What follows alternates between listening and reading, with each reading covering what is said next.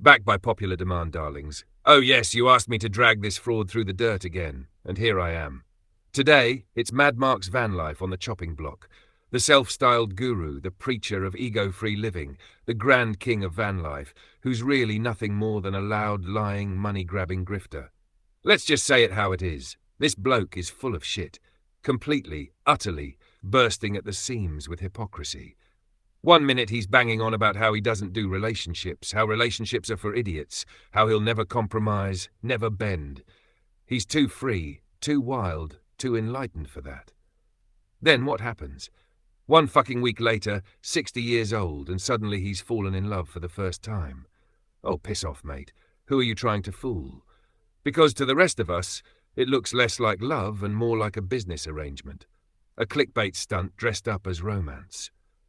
And that pathetic live where he announced it? Christ almighty. She sat there looking starry-eyed, smitten, desperate to show the world they're a couple. And what's he doing? Watching the numbers. Obsessed with how many viewers he's got. And then the dance. Remember the dance? Pushes her aside, centre stage, strutting about like a budget Mick Jagger, because it always has to be about him. Him. But don't forget, folks, apparently he has no ego. Yeah, that's right. No ego at all. Comedy gold if it wasn't so tragic. And have you seen them together? No chemistry, no spark, no conversation. Him sat in the passenger seat of her van like a sulky teenager, stone silent, not even trying. That's not love, it's a hostage situation. And the whispers in the comments before they get deleted quicker than you can type, they all say the same thing. It's the money. She's just sold her house, and suddenly Mad Mark's in love. What a coincidence. But that's the thing, isn't it? That's his whole pattern. His wife bought him the Blue Vito. Sally bought him the Crafter, which he allegedly still hasn't paid her back for. And now, another woman, another payday. Rinse and repeat. This isn't van life, it's fucking scavenging. Find a woman, bleed her dry, move on to the next. And people have been saying it for years. Down in Pompey, so known as Portsmouth, he's well known as a grifter, a con man.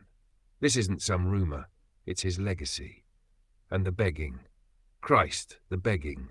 Always with the poverty act. Sitting there with his tin cup out, moaning about how broke he is, how much he needs his subscribers to keep him going, while swanning around in vans bought by women and cashing in on YouTube. He's not poor, he's playing poor. Playing his audience like a fiddle. And the worst part? They keep falling for it. Then there's the media hypocrisy, which is almost too much to stomach. Don't watch TV, don't trust the news, turn off the mainstream media, it's poison. It's all pushing a fake agenda. For fuck's sake, people, wake up. That's his mantra, isn't it? Until, oh wait, suddenly he's bragging about being on Channel 5. Suddenly he's shouting, watch me on the BBC, guys. Because when it's him on telly, it's not poison anymore, is it? No, it's validation. Except, of course, Channel 5 chopped him out, and the BBC made him look like a big issue salesman. And let's be real, that BBC interview showed a totally different Mark to the one he pretends to be on YouTube. A watered-down, meek, almost pitiful version, which just proves the whole YouTube persona is fake. A costume he puts on for the camera. And to top it off, he completely ignored the so-called love of his life during it, but somehow managed to claim the bloody poodle dog as his own. A fucking joke. But remember everyone, no ego. And then the festival. Jesus Christ, the festival. This bloke actually believes people only go to see him. Not the community, not the actual event. No, in his head, the festival is just a shrine to Mad Mark, the king, the god, the influencer. He parades about like the Dalai Lama of drunks, surrounded by a gang of Klingons who do nothing but party and piss all over real van life. He's turned it into a circus act, and who pays the price? The rest of us who actually live this life for real. Because here's the truth. He's ruining van life. He's dragging it through the mud. Wild spots ruined, park-ups gone, the public thinking vanlifers are just freeloaders and piss artists. And who's at the front of it, waving the flag, milking the attention? Mad fucking Mark. The Pied Piper of gullible wasters. So let's call it what it is. He's a liar. He's a hypocrite. He trashes relationships until he needs one. He plays broke while living off other people's money.